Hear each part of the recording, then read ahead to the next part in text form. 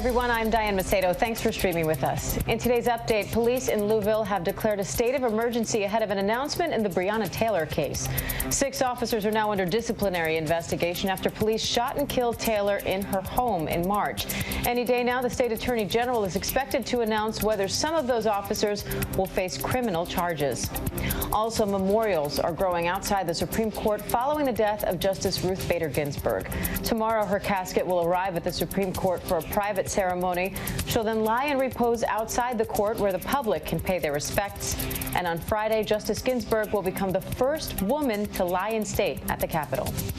And with just 42 days to go until the election, the fight over filling her seat is intensifying. President Trump says he plans to name his pick later this week. And the CDC is once again reversing course after issuing new guidance on COVID-19, this time on how it spreads. On Monday, the agency removed guidelines from its website suggesting the virus can transmit farther than 6 feet. The advice is in line with advice from Dr. Fauci, but the agency now says the guidelines were part of an early draft and posted by mistake.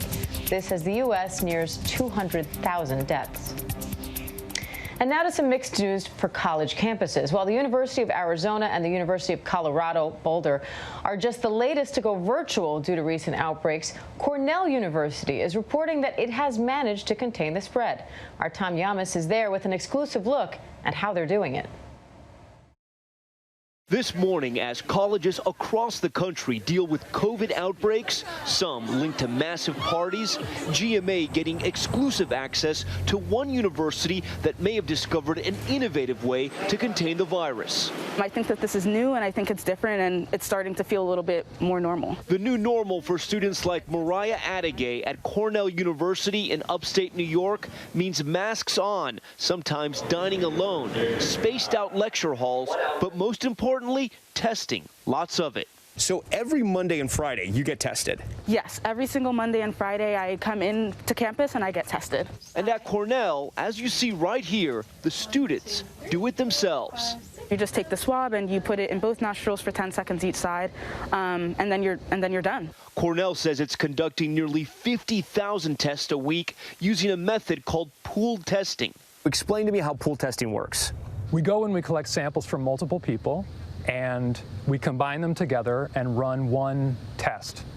If that comes back negative, then we know that all of the people don't have the virus. But if it comes up positive, then we can go back and test each person individually. Right now, the infection rate on campus is well below 1%, but it wasn't always that way. Early on, they had problems with clusters. They had some parties before we started our surveillance testing, and we quickly sent the message that those behaviors have consequences. No house parties. No house parties, not at all. Cornell's biggest weapon against COVID may be the students themselves, just following the rules. Several students we spoke to say pandemic partying is no longer part of campus life. It's definitely looked down upon because there's a lot of universities that are already shut down, so we take it seriously here and we don't want to turn out like those universities. We want to be on campus for the whole semester. Here at Cornell, they do have a hotel on campus, and that's where they're isolating students who are infected. They're also maintaining those labs and the robust testing around the clock. And finally, the school does acknowledge they have one more advantage. You can see behind me here, Diane, Ithaca is beautiful. It's also remote, which helps them maintain the flow of students who can come and go. Reporting from Ithaca for ABC News Live, Diane, back to you. All right, Tom Yamas for us. Thanks, Tom. And Ellen DeGeneres is back on the air for the first time since facing toxic workplace allegations. Ellen addressed those issues during her show's premiere and promised viewers she'll do better. TJ Holmes has that story. Ellen DeGeneres. After months of allegations of a toxic workplace environment, Ellen DeGeneres returned to her studio to kick off her 18th season. Per usual, she started with a joke. If you're watching because you love me, thank you. If you're watching because you don't love me, welcome. Then came an apology. I learned that things happened here that never should have happened. I take that very seriously, and I want to say I am so sorry to the people who were affected. I know that I'm in a position of privilege and power, and I realize that with that comes responsibility, and I take responsibility for what happens at my show. Speaking to a virtual audience, the embattled talk show host for the first time publicly addressed allegations about her show's behind-the-scenes culture. Reports surfaced earlier this summer anonymously citing dozens of former employees alleging workplace misconduct, sexual harassment, and racism. Parent company Warner Media parted ways with 3 of the program's top producers following an internal investigation said to have found, quote, some flaws in the show's daily management. We have made the necessary changes, and today we are starting a new chapter. This after years of ending her show with this message. Be kind to one another. Bye. Ellen also tackled rumors about her off-air persona amid claims staffers were told not to address her or even look her in the eye. If anybody's thinking of changing their title or giving yourself a nickname, do not go with the Be Kind lady. Don't do it. The truth is, I am that person that you see on TV. I am also a lot of other things.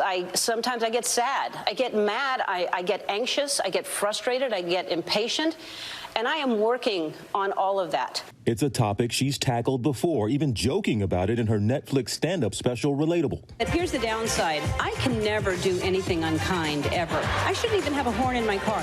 Like, if someone cuts me off in a dangerous way, if I honk, they're like, Ellen?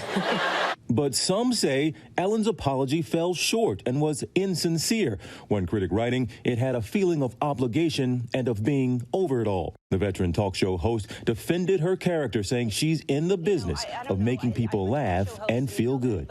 Maybe some of you know that, I was an actress. I've played a straight woman in movies, so I'm a pretty good actress. But I don't think that I'm that good that I could come out here every day for 17 years and fool you.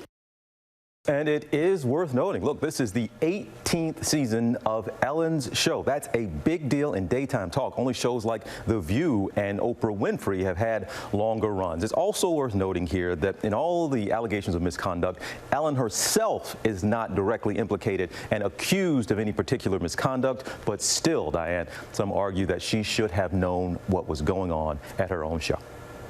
All right, TJ Holmes, thanks for that. And scientists say ice in the Arctic Ocean melted to its second lowest level on record this summer. Climate researchers say this is part of a trend of warming over the past decade, and that sea ice melting has been connected to increased storms here in the U.S. For more on science and technology headlines, let's go to ABC's Kenneth Moten. In today's Tech Bites, trouble for a Tesla competitor. NIKOLA is aiming to develop long-haul semi-trucks that run on hydrogen and electricity. Its stock was down sharply Monday after CEO Trevor Milton resigned. He had been under pressure amid fraud allegations. Looking for a way to express your anguish over 2020? There will soon be an emoji for that. Check out the face with spiral eyes. Also on the way, face exhaling. Of course, in keeping with 2020's woes, they won't be available until next year. A new study highlights the struggle of working from home. A majority of the people polled say they're now experiencing digital overload. 70% say they've purchased printers since the pandemic began. And researchers also found 60% miss being able to print personal documents for free at work. Those are your Tech Bites. You know, Diane, I've never used ABC News as my own personal Kinko's to print whatever I've needed to print for my personal. Okay, I have. Diane, back to you. Confessions from Kenneth Moten. Maybe that can be a new segment we do. Thank you, Kenneth. And that does it for this ABC News Live update. I'm Diane Macedo. Thanks for joining us. And remember, ABC News Live is here for you all day with the latest news, context, and analysis. Up next, GMA's top stories. Stay safe, everybody. Have a great day.